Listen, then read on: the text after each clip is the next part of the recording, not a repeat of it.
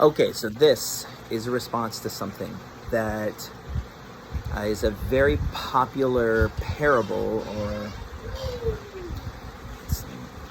it's an image that people like to paint when they're trying to describe the justice of God.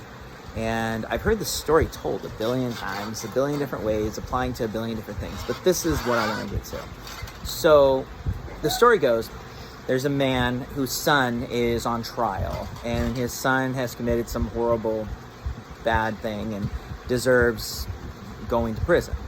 Well, the judge, as R.C. Sproul would say it, the judge, tearfully has to send his son to prison because he's required to be a just judge and, I guess, send his son to prison. Now, there's two problems with this, using this as an analogy for the justice of God. And let me just say it this way. Number one, when you're using a judge is not the final court of arbitration, because a judge is held accountable to the law. And so you say, well, wait a second. So the judge is held accountable to the law, but is God held accountable to the law, as in the law is greater than God? Well, you can say, well, yeah, God's not going to disobey the law. That's silly. But what I'm saying is God less than the law or the word? And that's where the whole image is flawed, because the judge has a higher authority, whereas God has no higher authority. There's no one else that God can appeal to. And I think that's the point, because when God swore an oath to Abraham in Hebrews, it says that because he could not swear to anyone higher than him, swore upon himself. So there was nothing higher than God. We learn in Romans 9 that no one can resist the will of God. And we know from 1 Timothy 2 that it's God's will to save everyone.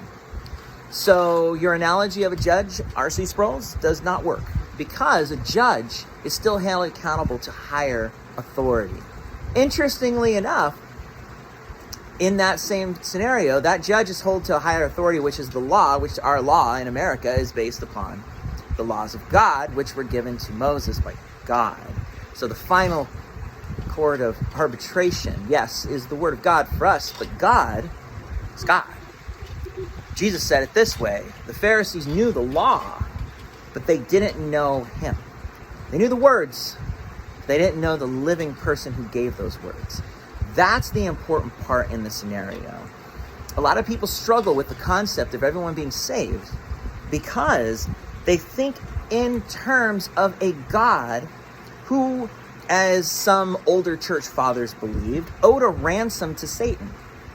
Yeah, there were people like, for instance, C.S. Lewis, that had a theology where they believed because of sin, there was a ransom owed, or a payment owed to Satan to release humanity from the power of evil. And that ransom that was paid was Jesus. Now, if you believe that, you can understand, I can kind of see where you get some of these ideas. But once again, is God God? God's higher than all of that. God don't owe anybody anything. God is God. And God doesn't give up like humans give up. God will never give up. Even if people die. I don't understand why people think death is the end, because remember, 1 Corinthians 15 says death has been defanged. There's no sting any longer to death. So God isn't hindered by death. God's not hindered by anything. Man cannot resist the will of God. That's what it says in Romans 9. It's his will for all to be saved. So eventually, somehow, God will find a way to save everyone. And I apologize if that ruffles your theological jimmies, people like R.C. Sproul, but that's the biblical truth. So, if you don't agree with it, just let me know. I'd love to hear some of your comments or ideas on why I'm wrong, because I like to discuss this, because I think it's really important, because I believe that some of these false ideas that are put out there by the church have run people off and made people not want anything to do with God when they're wrong, because God is a lot bigger than just some judge. All right?